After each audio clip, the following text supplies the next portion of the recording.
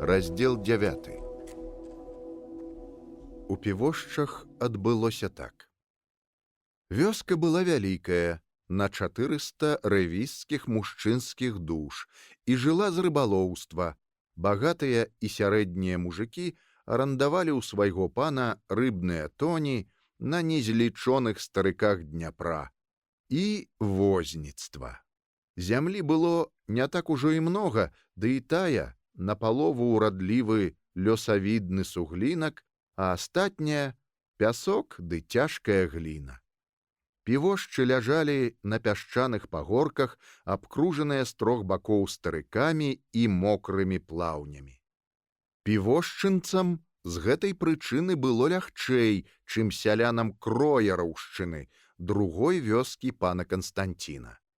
Там 600 астатніх рэвізскіх душ жылі на зямлі, багацей за якую была толькі зямля Загорскага вежы, і спаўна адраблялі ўрокі. Ім даводзілася 3 дні на тыдзень па ўмове працаваць ад цямна да цямна, а з 15 мая па 15 жніўня з 5 гадзін раніцы да заходу сонца, улічваючы 3,5 гадзіны на абеды адпачынак.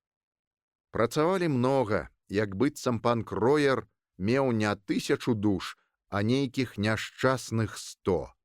Многа яшчэ і таму, што Кроер у свае 45 год хадзіў усё яшчэ у дзяўкох, а такія звычайна выдаткоўваюць меней.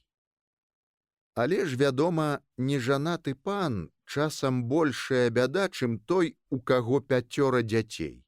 А ў Кроера быў яшчэ і няшчасны для мужикоў разгульны характар. Жаніцца ён наогул не хацеў і яшчэ больш не хацеў пасля смерці павялічваць багацце Загорскіх, якім пераходзілі ў спадчыну цераз маці Алеся любенькую стрыечніцу, святую дурніцу вёскі пана. Таму пан Канстанцін і разбаляваўся так. Супыну на яго не было. Таму мужыкі працавалі на яго лішні дзень, як гэта заведзена было ў больш дробных паноў, што ледзь ліпелі на сваіх лічаных валоках. І гэта ў той час, калі па ўсім Прыдняпроўі звычаёвае права прадугледжвала 2 дні паншчыны. 2 дні па 14 гадзін. Патрабаваць большага паны ведалі нявыгадна. Звычаёвае права вялося ледзь не з літоўскіх часоў, калі трэба было дагаджаць, каб памежныя землі не чынілі здрады. І за стагоддзі так уелася ў плоть і кроў жыхароў, што мяняць яго было проста небяспечна. Пачнуць працаваць цераз пень-калоду, не будуць сачыць за панскімі земляробчымі прыладамі, пераламаюць іх, гары яны ясным гарам, калі такая ўжо справа. А тады палі зарастуць гірсай, і скулле ўжо атрымаеш з іх. Ды і ўрокі цяжкаватыя на 2 панскія дні.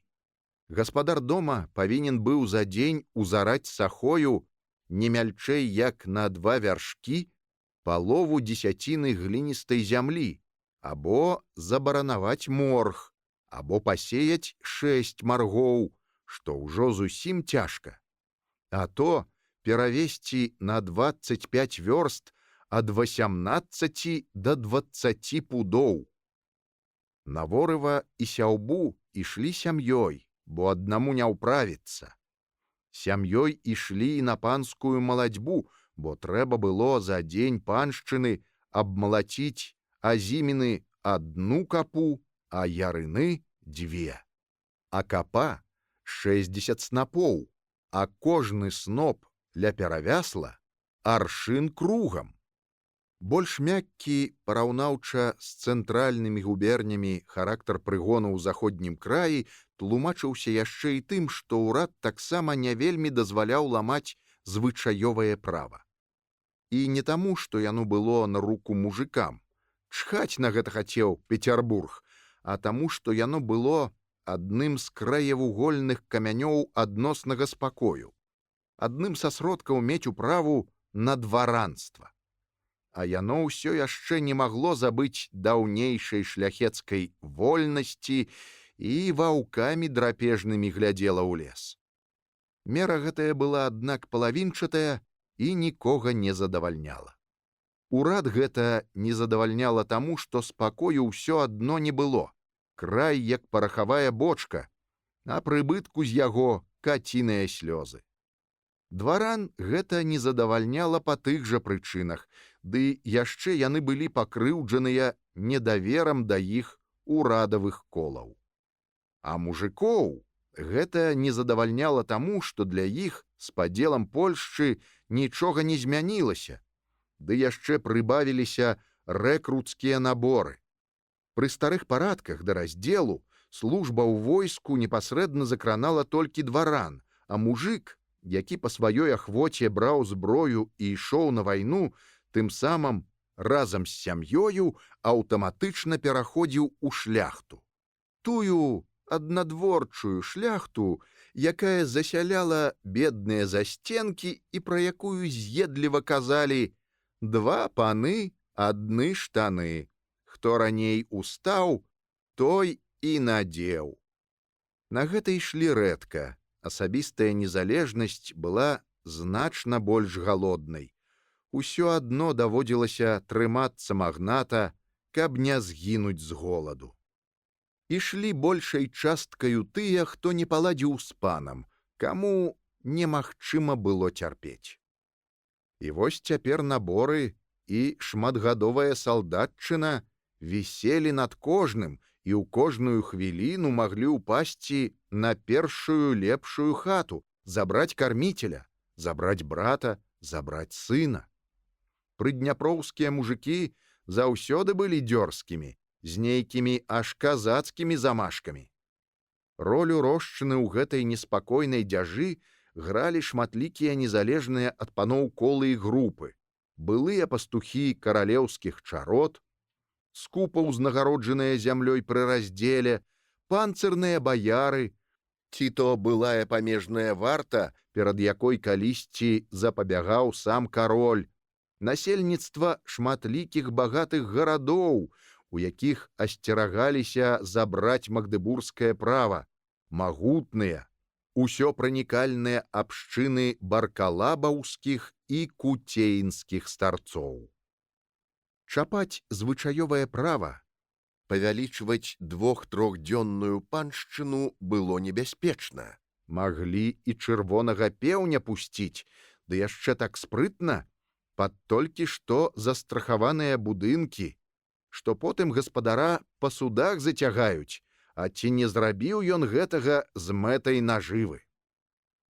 Па гэтай прычыне нават згон, права гаспадара на рабочыя рукі па-за паншчыннымі днямі, калі гіне на корані ўраджай, або залева ці нечаканая летняя палавень пагражаюць вымачыць сенажаці, павінен быў аплачвацца панамі ад 20 до 25 копеек срэбрам на дзень. І вось пан Канстантін Кроер асмеліўся патроху парушаць звычай, непрыкметна наступаючы мужикам на мазалі. Справа была ў тым, што ён год пражыў у Пецярбурзе, ды яшчэ цэлы год ездзіў за мяжой. Карты, рулетка, яшчэ чорт ведае што. Растрос там шмат грошай і цяпер папраўляў сваё становішча. Пачалося гэта гады 3 таму назад. Перш за ўсё ён перастаў залічваць вознікам дарогу, калі яны вярталіся паражняком. Мужыкі пабурчалі трохі ды сціхлі, тым больш што ў гэтым быў нават нейкі выгляд справядлівасці. Потым на цэлую гадзіну скараціўся абед у зімовыя паншчынныя дні. Сцярпелі і гэта, бо пан павінен быць трошкі несправядлівы, калі ўжо справа заходзіць аб яго гаспадарцы. Дзякуй Богу, усяго было. І заліваў Кроер залішне, і паляваў на сялянскай руні, і наконт дзевак быў памаўзлівы. Такі ўжо Банапарт. Такі татарын няўрымслівы, што некаторых мужикоў аж здзіўленне брала, змешанае нават з некаторай долей пачцівасці і гонару за свой мужчынскі род. Але потым пачаліся свавольствы ўжо зусім небяспечныя. Пан Кроер прыбавіў трэці дзень. А калі некаторыя паспрабавалі бурчэць, іх адлупцавалі на стайні. Тады нехта падпаліў Кроераву адрыну. У адказ на гэта Кроер завёў ваўкарэзаў і прывёз са Смілавіч дзясятак татар-вартаўнікоў. Гэта было ўжо зусім нечакана. Дзіўныя людзі былі, адданыя пану і ўсё адно нехрысці. Моляцца па-мужыцку і малітоўнік свой чытаюць па-мужыцку. Словы ўсе зразумелыя, але ніводнага такога, як у Евангеллі. Кроер зацяўся. Са злоснай гарэзлівасці павялічыў бабскі прынос палатна ў царкву на адну гібу, быццам святая царква жабрачка, а сам ён кавалачнік нейкі. Суседзі ездзілі ўрэзоньваць яго, але чхаць яму было на іхнюю думку. Што яму маглі зрабіць? Прымаць перастануць? Дык яму сына не жаніць, а дачку не вывозіць у свет. Можа, нічога і не было б, але нашкодзіў год. Рунь з восені добра пайшла пад снег, добра выйшла ў весну з-пад снегавой коўдры, і на юр'я вырасла ўжо такая высокая, што не толькі варона магла ў ёй схавацца, а і вадзяны бугай, каб пала яму ў галаву такая дурына, кідаць дзеля палёў свае сітнягі.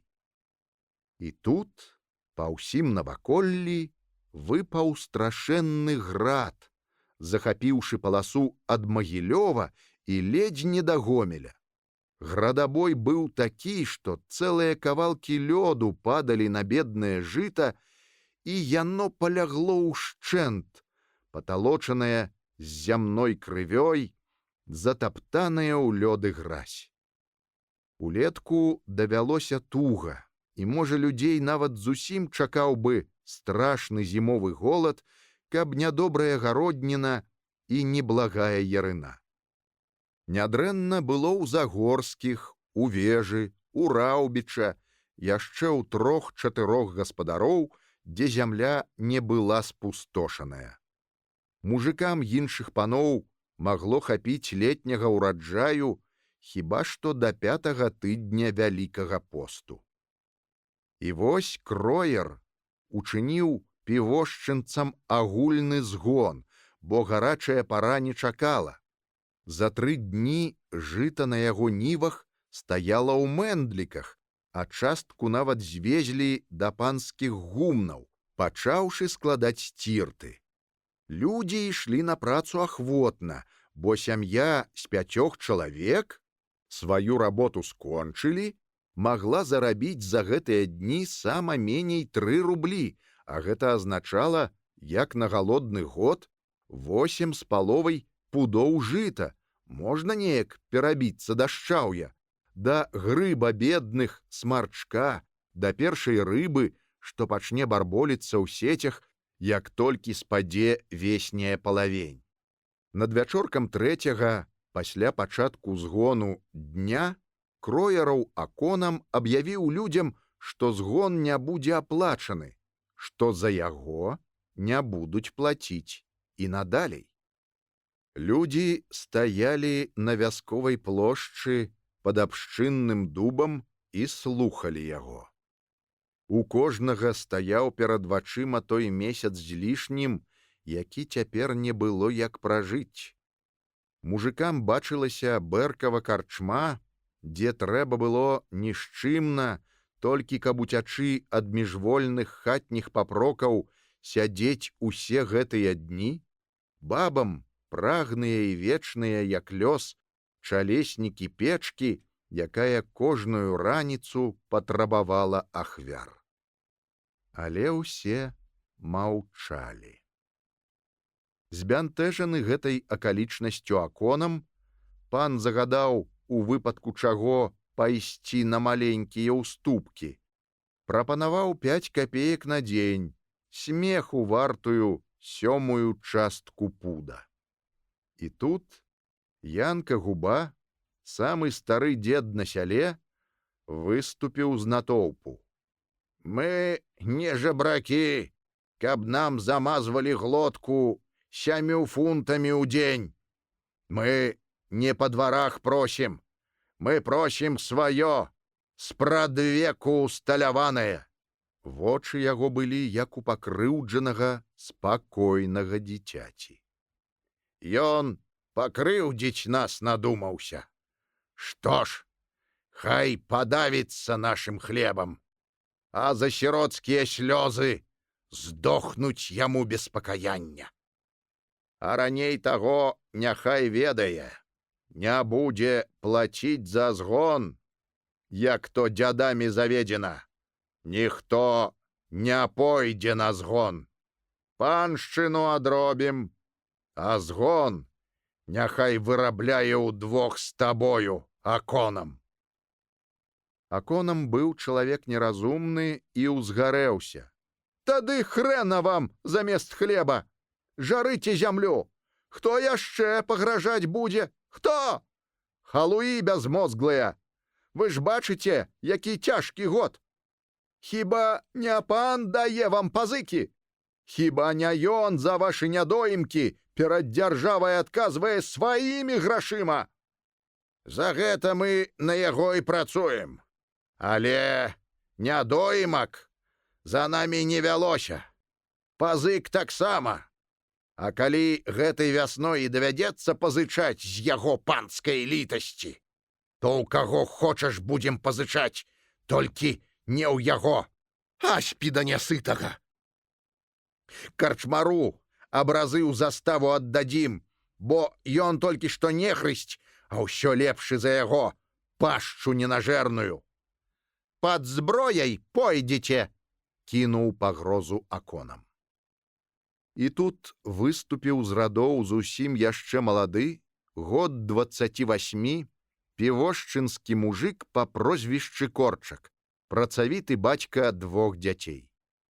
Толькі што вярнуўся са сціртаў, больш за ўсіх стараўся чалавек, бо сям'я ў бацькі была падзеленая, і здабытчыкаў, акрамя яго, не было, і таму быў з віламі. Убіў іх у зямлю і спакойна абапёрся на дзяржальна. Не пагражай аконам. Бог за пагрозы нявіннаму не даруе. Стаяў перад аконамам, бялявы як лён, глядзеў чорнымі дрымучымі вачыма. А на згон не пойдзем. Калі пад зброяй павядуць, дык такую і працу атрымае пан Кастось. Хай жаўнеры штыкамі снапы носяць. Зачыншчыкі, сказаў аконам, ясна. І дастаў з кішэні кніжку і аловак. Не дамо пісаць, не дамо, захваляваўся натоўп. Чорт яго ведае, што ён там напіша. А потым пячаць ляпнуць, і прападай душа. Абураныя людзі купчыліся вакол старога Губы. Гневацца яны не вельмі і ўмелі, але страх і крыўда былі такія, што хоць ты плач ад іх. Першы не стрываў Васіль Гарлач, чалавек у беднай, але чыстай, старанна залапленай світцы. Ды што ж гэта такое? За што? За нашу крыўду, ды яшчэ і пісаць. Нядобра робіш аконам, сказаў Корчак. Глядзі, каб не рыгнулася. Дык вось як, пыхнуў аконам. Добра, яшчэ і пагрозы. Глядзіце, мужыкі, усё гэта вам прыпомняць. І ад згону адмову, і абразу пану, і тое, што іконы святыя закласці іудзеям сабраліся. Кубло гадючае, а табе, Губа, як завадатару, не мінуць і Сібіры. Губа здзекліва глядзеў на яго. Чаго мне баяцца? Мне ўсяго жыцця звераб'іныя нагавіцы. Ну і Сібір, няхай. Ці не ўсё адно, адкуль да прабацькі Абрама на піва выпраўляцца. Ён яшчэ і блюзнерыць, ёмашнік стары. Патрэбен ты Абраму, парахня смярдзючая, сказаў Аконам. Са старым Губой ніхто так не размаўляў. Абрам Абрамам, а павага патрэбна старому нават тады, калі ён скончыў зямныя справы. І таму пакрыўджаны Губа аскароміўся. Аконам убачыў ледзь не пад самым сваім носам парэпаную цёмную дулю, нейкую вельмі доўгую і таму асабліва здзеклівую. І тады ён размахнуўся і сцёбнуў старога па пыльнай світцы, гарбатай на спіне.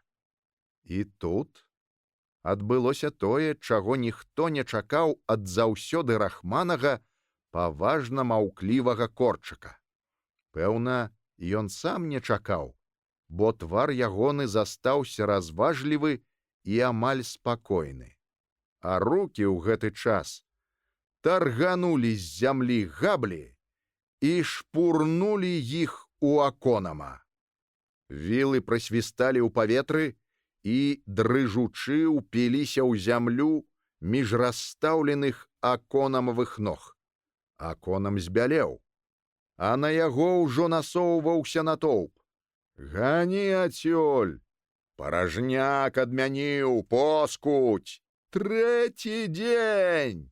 Плаці за згон! Рунь канямі топча, конаўка дурная!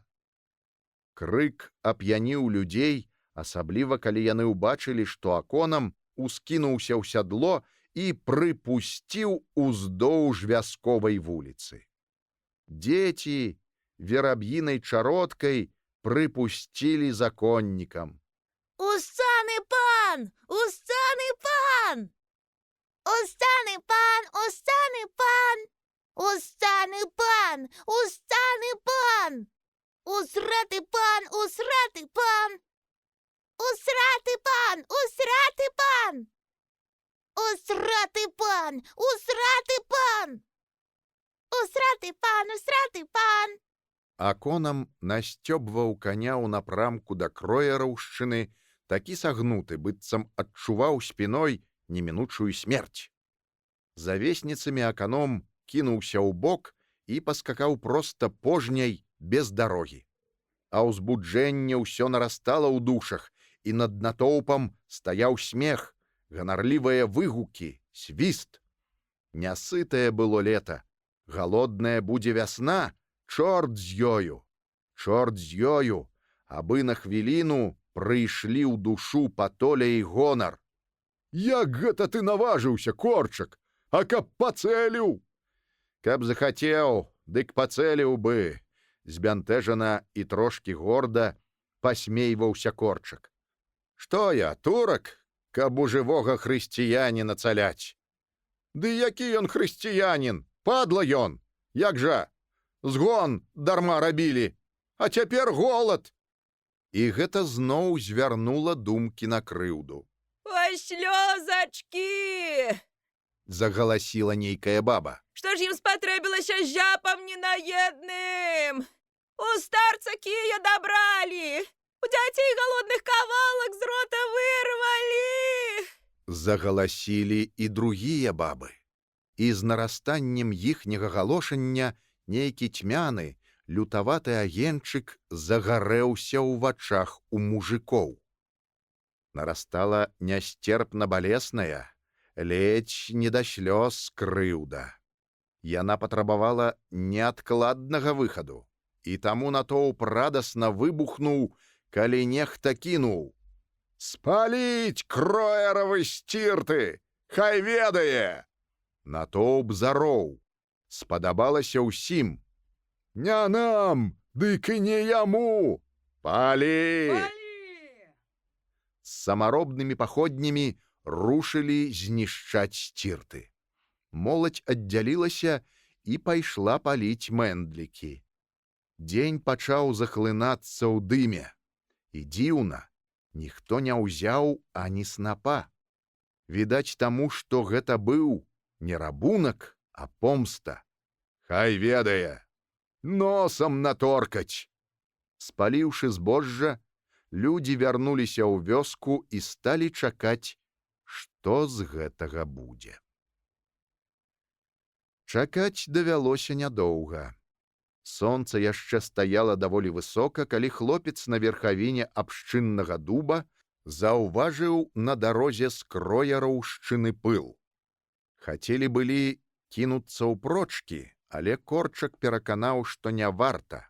Адзін чалавек, што ён такое без іншых? А калі тыя, што ішлі, наблізіліся, усім стала нават сорамна за свае думкі аб уцёках. Ішлі 10 чалавек, а з імі ехаў коннік. А калі гэтыя 10 чалавек наблізіліся, людзі пазналі ў іх татар-вартаўнікоў, а ў конніку паручніка Мусатава. Аконам выпадкова застаў яго ў крояраўшчыне і смяротна перапалоханы маліў яго, каб ён скакаў у сухадол па дапамогу. Але ў паручніка былі іншыя планы. Бунт быў занадта шчаслівы выпадак, каб выпусціць ініцыятыву з рук, аддаць яе другому, застацца без рэпутацыі мужнага і дзейнага чалавека. Зеленаватыя вочы Мусатава загарэліся прадчуваннем падзей. Небяспека — глупства. Што робіцца без небяспекі? Яна надавала нават вострае адценне таму, што ён збіраўся рабіць. І таму ён прыкрыкнуў на Аконама: «А ну змоўч! Наробяць тут бязглуздзіцы, а ты выпраўляй. Колькі вартаўнікоў у маёнтку?» 10. Давай іх сюды. А сам скачы ў сухадол. Скажаш, пан Мусатаў сам рушыў у півошчы, хай не марудзяць. Аконам глядзеў на яго з дрэнна прыхаванай пашанай і некаторым жахам. І гэта было добра, будзе сведка. У душы паручніка ўсё лікавала ад захаплення ўласнай хітрасцю. Хай у сухадоле спяшаюцца. Гэта патрэбна, каб яго не абвінавацілі ў залішняй самаўпэўненасці. Але яны не паспеюць. Яны проста не здолеюць паспець. Малады і распарадны паручнік, які выпадкова аказаўся на месцы. Зробіць усё без іх. Не трэба было толькі паказваць радасці, і таму ён спакойна аглядаў зброю татар. «Як жа вы?» — з жахам спытаў Аконам. «Служба», — адказаў Мусатаў з лёгкім засмучаным уздыхам, не занадта цяжкім, каб Аконам не падумаў, што ён баіцца, але і не занадта лёгкім, каб Аконам не падумаў, што ён ідзе на гэта з лёгкім сэрцам і што гэта наогул бяспечная справа. «Паручнік», — сказаў Аконам, — «вы так рызыкуеце?» «Служба», — зноў адказаў Мусатаў, разумеючы, што адным гэтым кароткім словам ён узяў Аконама разам з патрахамі. «Блаславі вас Бог!» — з расчуленым захапленнем сказаў Аконам. «Зберажы вас лёс для бацькаўшчыны!» Кіньце, спяшайцеся лепей. Усё ж іх 400 адных мужикоў». Ён сказаў гэта з горда самаахвярным, трохі засмучаным выразам на абліччы. «І вы не баіцёся?» «Баюся, але іду. Шкада хрысціянскай крыві. Свае жываны, свае пятры. Суцяшае толькі, што нас усяго 10, што мы рызыкуем больш». Ён не думаў, наколькі гэта маральна і па-хрысціянску рызыкаваць сабой і бунтаўшчыкамі, наколькі наогул малая кроў больш маральная за вялікую. Ён не думаў і аб тым, што татар-вартаўнікоў, якія стануць страляць у Іванаў і Пятроў, нельга прылічыць да хрысціян, і таму яго мужны ўчынак, строга кажучы, зусім нельга лічыць хрысціянскім, а ягоныя годныя словы прымаюць адценне вар'яцкага парадоксу. Ён ведаў, што ні аконам, ні тыя наверсе не падумаюць, не захочуць падумаць так, і ён застанецца хрысціянінам, які не захацеў занадта вялікай хрысціянскай крыві і пашкадаваў, у меру службовых магчымасцяў, братоў па веры, сваіх жа Іванаў і Пятроў. Таму ён стрымана перахрысціўся і сказаў падначаленым: «Рушай, браткі». І вось цяпер атрад уступаў у півошчы, і па меры таго, як ён павольна пасоўваўся наперад, вырастаў у памерах брудна-белы, маўклівы натоўп пад дубам. Калі да яго засталося якіх крокаў 40, Мусатаў спыніў сваіх людзей, а сам ад'ехаў ад іх да натоўпу на даўжыню корпуса коня, не больш. Ён ведаў, што набліжацца больш нельга, сцягнуць з коня, і тады падначаленыя не паспеюць памагчы, збаяцца страляць і, магчыма, пабягуць, бо іх усяго толькі 10 супраць 400, не, улічваючы баб, не менш як супраць 600. А тады замест годнага ўчынку атрымаецца канфуз. Гэта, ці ведаеце, той паручнік, які з непрыдатнымі сродкамі адправіўся ўтаймоўваць бунт. Парвеню? Выскачка. Чаго вы хочаце? Маглі нават проста натаўчы карак. Гэта страшней за смерць. Нельга было быць смешным. Ён абмацваў сваімі зеленаватымі, як у рысе вачыма, маўклівы натоўп, а яго рукі, учэпістыя і прыхавана нервовыя, са сплюшчанымі на канцах, як долата пальцамі, ляжалі на сядзельнай луцэ. Пакрысе ён разумеў. Небяспека ёсць, але вельмі маленькая. І гэта ўзбадзёрыла яго. «Што тут здарылася?» — спытаў ён. У адказ маўчанне. «Чые мэндлікі гарэлі?» Зноў маўчанне. Божа, толькі б не маўчалі ўвесь час. «Маўчыццё, суккіны сыны! Віламі кідаецеся. Ведаеце, чым гэта можа скончыцца?» Некаторыя апусцілі галовы. Божа, толькі б не рухнулі на калені, толькі б не... Што ж вы, браткі, як гэта вы асмеліліся? Разыдзіцеся, не ўводьце ў грэх хрысціяніна, разыдзіцеся смірна па хатах. У яго памякчэлым голасе была паблажлівасць. Так кот на хвіліну адпускае ахвяру, каб было што даганяць. Ён гуляў настроем натоўпу, але натоўп не мог ведаць яго думак. Натоўп бачыў толькі, што паручнік адпусціў цуглі, напэўна, таму, што баіцца. І менавіта так, як вадкасць у злучаных сасудах стаіць на адным узроўні, але пачынае вагацца, ледзь толькі павялічыўся ціск на яе паверхню ў адным з сасудаў, менавіта так, як павышаецца і не можа не павышацца паверхня вадкасці ў адным з сасудаў, калі яна падае ў другім, узрасла смеласць натоўпу, калі паручнік спалохаўся. Ціскам, якім ён рабіў з натоўпам усё, што хацеў, была яго воля. І ён нядрэнна ведаў псіхалогію гурмы, у той час як гурма яго не ведала і не магла бачыць прыхаваных спружын, якія рухалі яго паводзінамі. «Вы што, спалілі панскае жыта? Дрэнна! А тое, што ён з намі зрабіў, добра!» Выбухнуў у натоўпе нечы голас. звычай ломіць, за згон не заплаціў.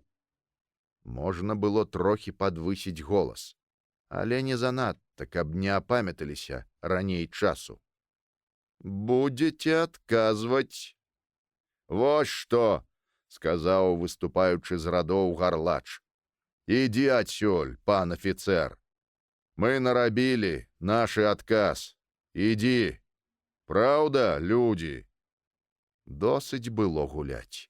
Досыць таму, што натоўп ашчацініўся. Тады аддасцё ваша збожжа, сказаў Мусатаў. Зараз жа аддасцё. І на згон пойдзеце заўтра, хамскія морды. І звярнуўся да атрада. Слухай мяне.